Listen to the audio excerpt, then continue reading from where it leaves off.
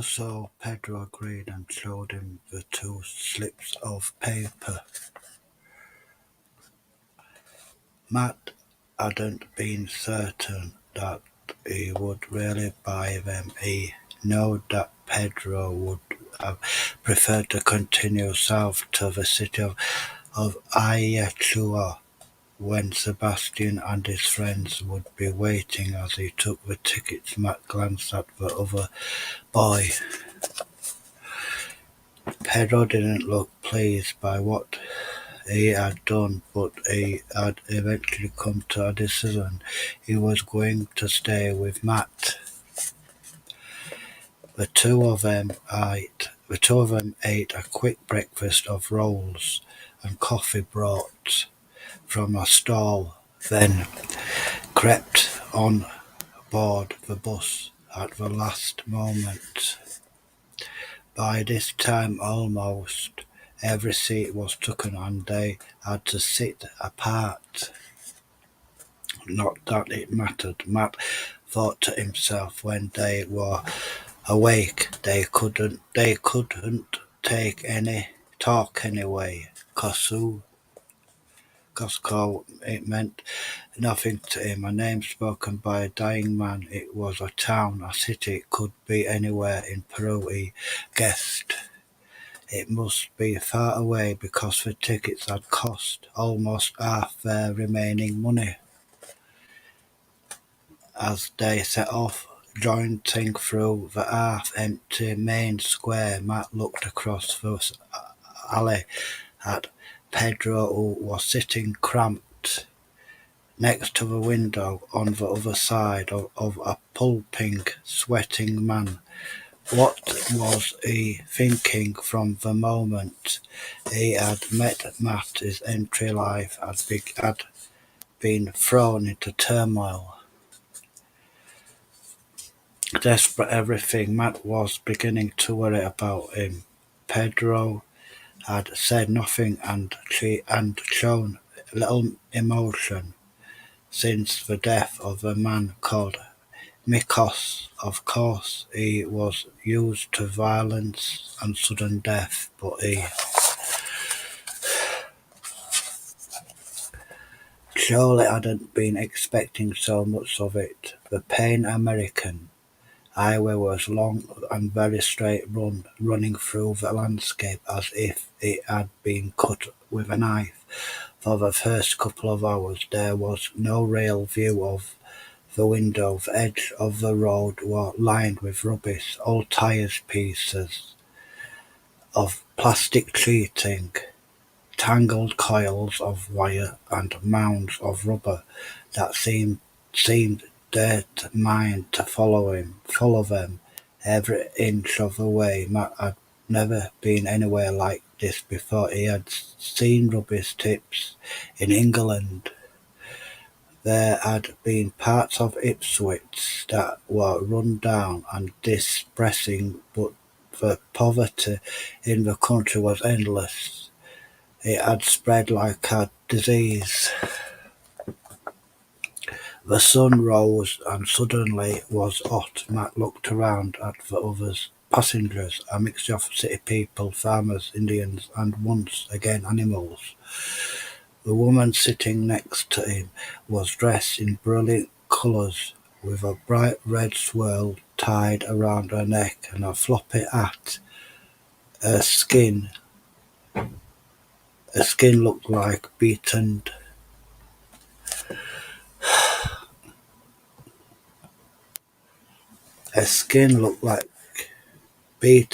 leather. She could have been 100 years old. She was examining him curiously, and Matt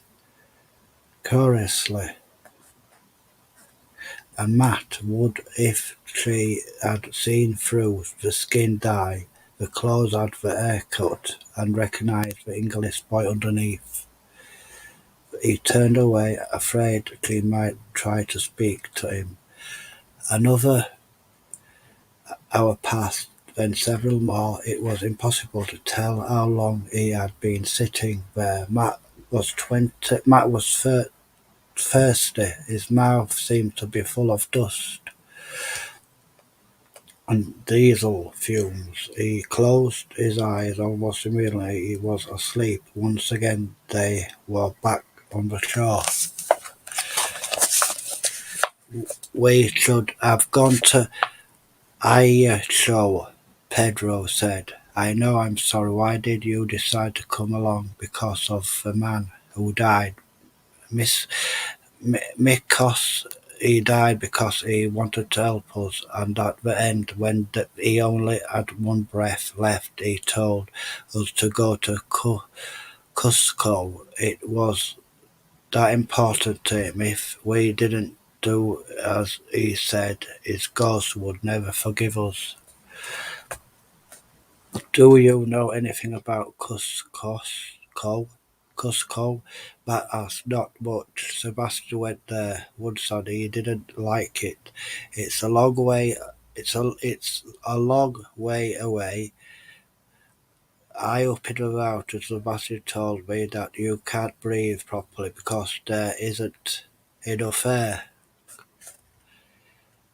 A lot of tourists go there." Pedro thought of a moment. "It's not far from a place called Ma- Machu Picchu, which is where the Incas used to live." "What about the Temple of Corican- Cor- Coricana?"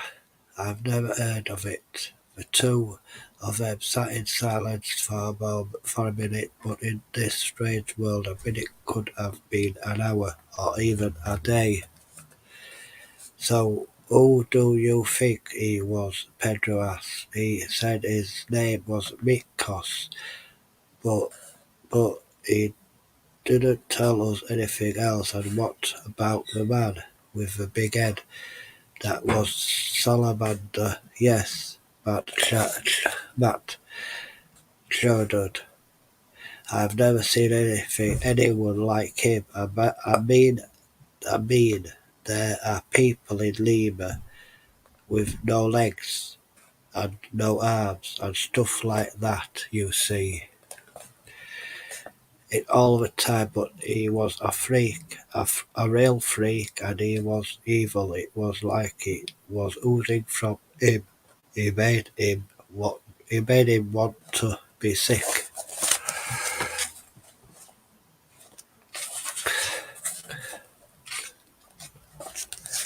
"Yes, I felt the same." Matt glanced at the boat with the cat's head prow. He thought quite soon that he and Pedro must leave the dream island. There was an old dream world to explore. "Listen, Pedro," he said, "I've been thinking about everything. It's been happening. It's all happened so fast. The airport meeting you, all the rest of it. I didn't have a chance to work it out, but now I have, and maybe I've been stupid and may have got it all wrong." He paused. "Let's start with Salamanders. He's our enemy. He's the one who wants to open the gate. He must have paid someone to kill Willie Morton and take the diary, but it wasn't Salamander who snatched Richard. He more or less told me that himself. He didn't even know Richard had been kidnapped. Then who this was I've been thinking. Richard and I arrived in Lima and were met by met by a driver who says that he's working for Fairburn. He tells us his name is Alberto, but he could have been anyone. He heads for a hotel where Captain Rodriguez and the police are waiting for us. We're walking into a trap, but on the way another branch of people run into us. They shout at the driver and try to grab us. They take Richard, but I get away. They were trying to stop you. They didn't want you to go to the hotel because they know the police were there." Matt nodded. "That's right, because was one of them. I recognized him at the hacienda. He was there with them in Lima, and last night he must have followed us somehow to Salamander's place.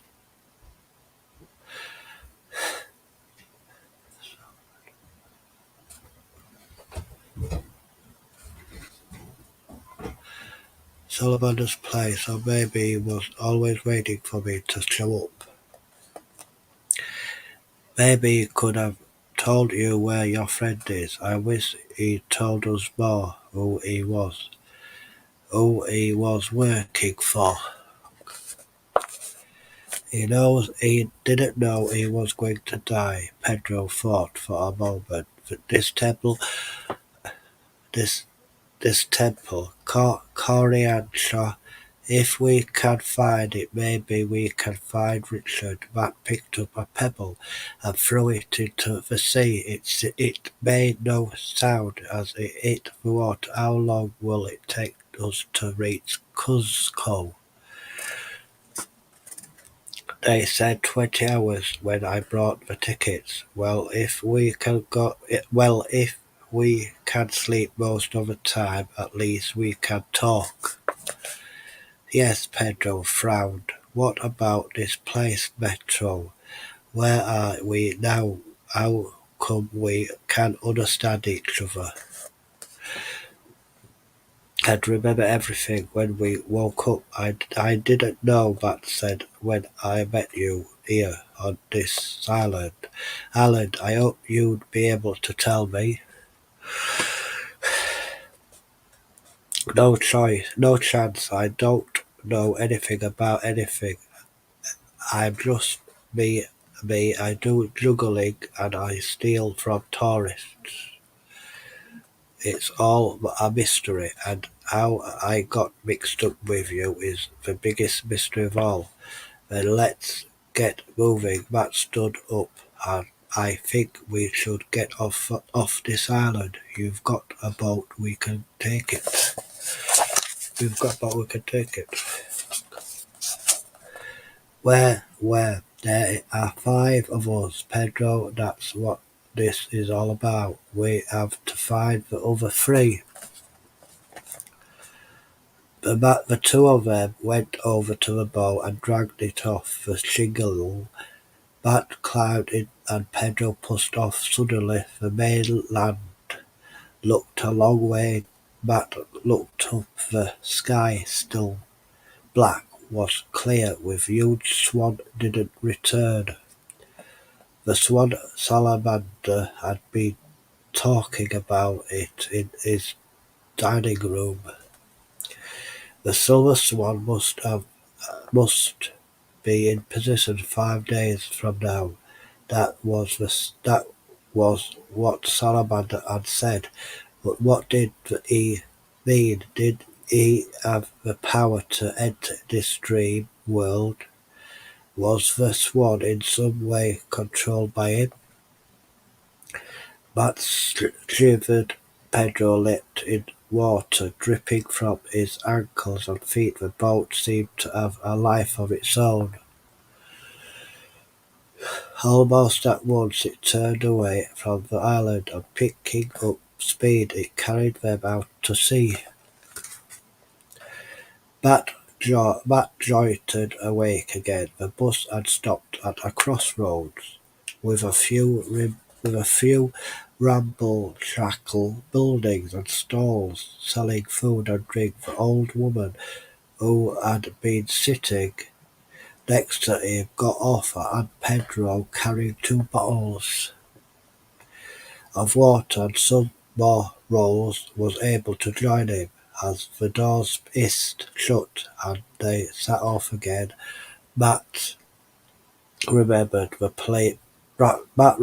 piece of paper that they had found in Salamander's study and took it out again. It had been photocopied from the diary. He was sure of it.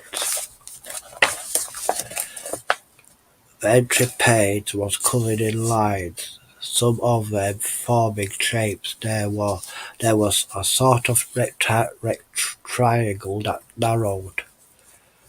at one end a drawing of what looked like an el- elevator spider, and there was writing everywhere, going in every direction. Some of it so tiny that it would have been unreadable even if it had been in English. There were four lines in the very centre of the page. They looked like a verse from a poem, and in the bottom left-hand corner, a blazing sun and two words in capital letters: "Memory." Was that Spanish away? It didn't sound like it. What did the page mean? And why and Salamander felt the need to photocopy it. Matt folded the paper away. He would solve the mystery later. Once he had found Richard, they drove on. The countryside was changing. It was much more mountainous, covered in dense green vegetation. The road, which had been straight before, now continued in a series of hairpin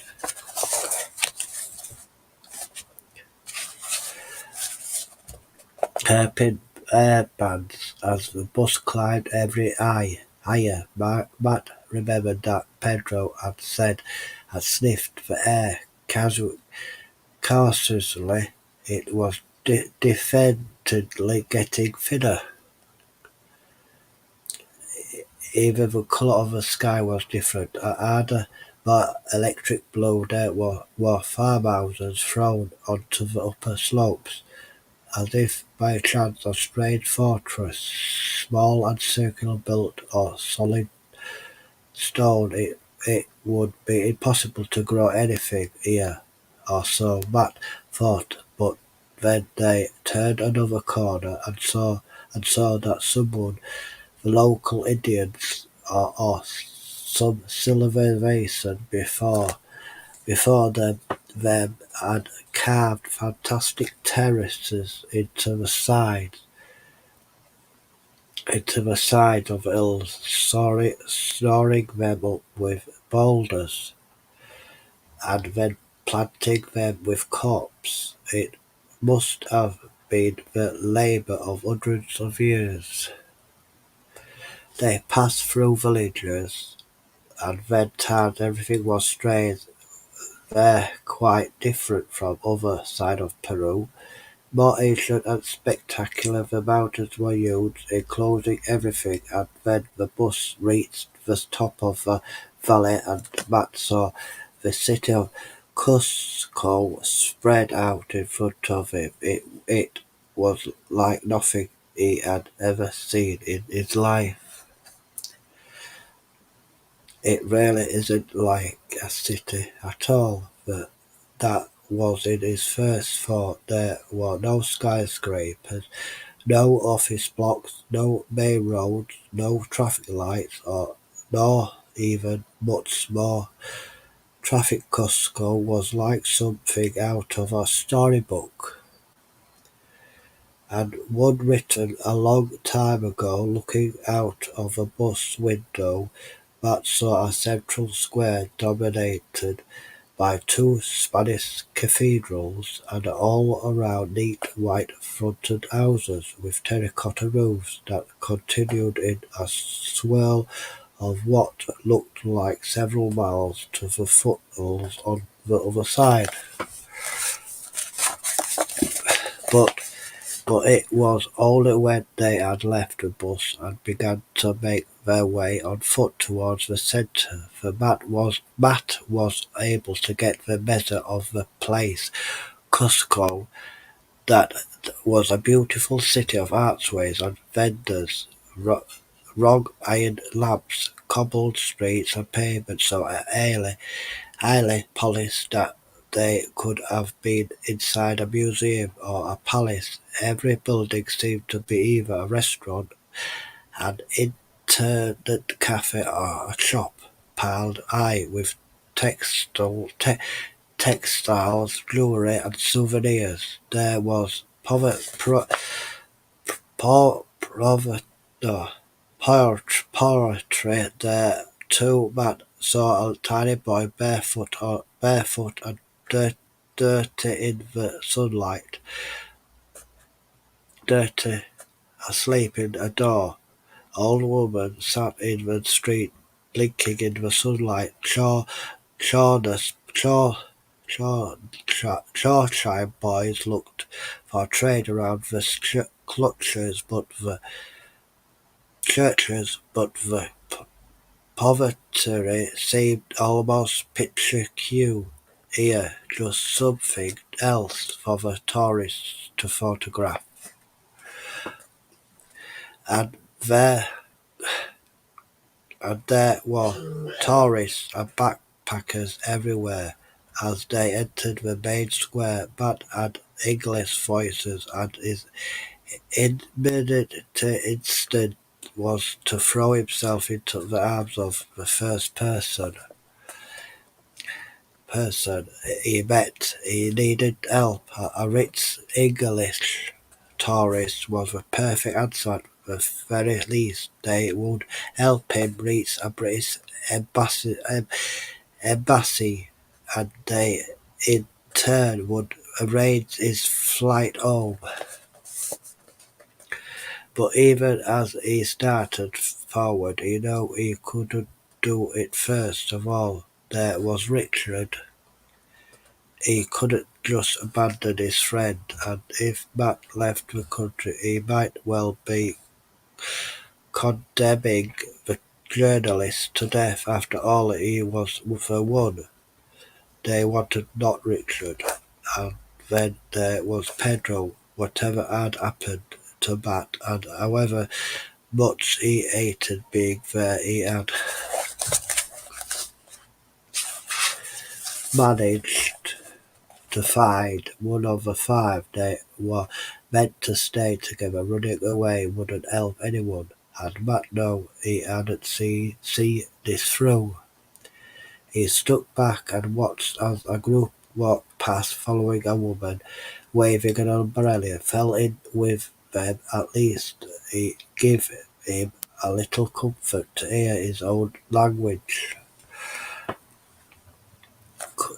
Cusco has always been known as the Oli City. She was saying it was certainly Oli to the Inca cast was made this the centre of the empire. They were ruling here in 1533 when the Spanish conquistadors, led by Francisco Pizarro, invaded the Spanish, destroyed much of the city, and built their own palaces and cathedrals on what was left. But even today you will see a great deal of Inca influences. In particular, you should look at the amazing walls fitted together without the use of cement. We'll have plenty of chance to examine Inca building methods this afternoon when we visit the Temple of Coriancia. That was where Matt had been told to go. He was tempted to stick with this woman, but there was no point. He had imagined something small and had to find, but it seemed that the temple was a major tourist attraction. And anyway, he was meant to be there on Friday evening at sunset. What day was it now? Matt had no real idea. He had just spent an entry night on a bus that would make it Wednesday or Thursday. He hardly knew where he was, and he had no idea when I'd arrived in a way. he was just like Pedro. He was just like Pedro Displaziado, ultra displaced. The woman with the umbrella moved off the tourists, obeyed, obeying followed. Matt turned to Pedro, who was standing in the square looking lost. Of course, he had barely been out of Lima in his life, and in many ways the city of Cusco must have been as strange to meet him as it was to Matt. "We need to find somewhere to stay," he said. Pedro looked blank. A hotel, Matt added. He knew they couldn't afford one, but it was the only word that Pedro would understand. Pedro shook his head. He looked doubtful. Matt rubbed a finger and thumb together, the well-known gesture for money. "Somewhere cheap," he said. They walked together out of the square and along a straight narrow street, with a wall about 5 meters high on one side. It must have been built by the people that the guide had been talking about. Tour guide had been talking about. In case it could have been made as long ago as 1,000 years when they were in command of the city. The stones were huge, each one must have weighed a ton, but at the same time they were all irregular in shape with 7 or 8 edges. Somehow they had all been locked together with mortar. There were tourists taking photographs of each other. Against the wall, street sellers were hawking pictures of it on cards. The first hotel they come to refused to take them. It was a small, rough-looking place filled with students and backpackers, smoking and slipping beer into the open courtyard. But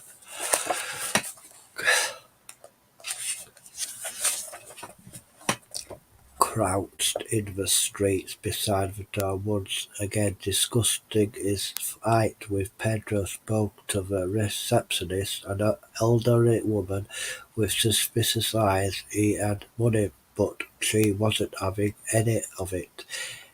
What he didn't have was a passport. The money was certainly stolen. Why would two Peruvian beggar boys want to stay in a tourist hotel unless it was to rob the other guests? The second hotel was the same, but the third Matt went in and tried to book a room speaking in English. The owner stared at him in something close to shock. He could understand why the language he was speaking simply didn't fit in with his appearance, and he backed away quickly. He had no need to remind himself that the police were looking for him. The fact that Captain Rogers had been at the Hacienda proved that he was in the pay of Diego Salamander. If any more proof was needed, Matt had no papers, no identity. If the police got their hands on him a second time, he would disappear for good. By now it was late morning. Matt was thirsty, hungry, and exhausted. He could feel the lack of oxygen in the air. Every time he exerted himself, he had to stop for a moment to catch his breath.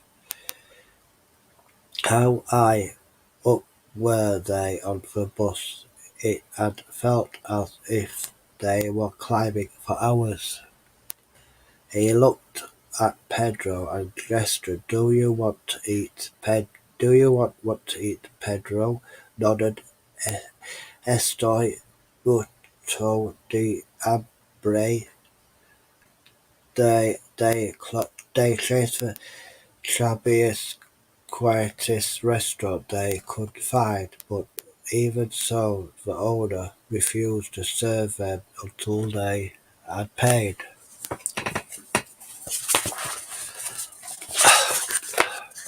Until they had paid but once.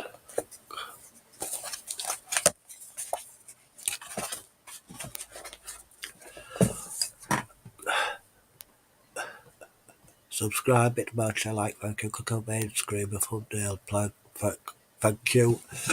My title, subscribe, hit the bell, share, like, thank you, click on my thumbnail, and my title, watch my videos from start to finish. Subscribe, hit the bell, share, like, thank you.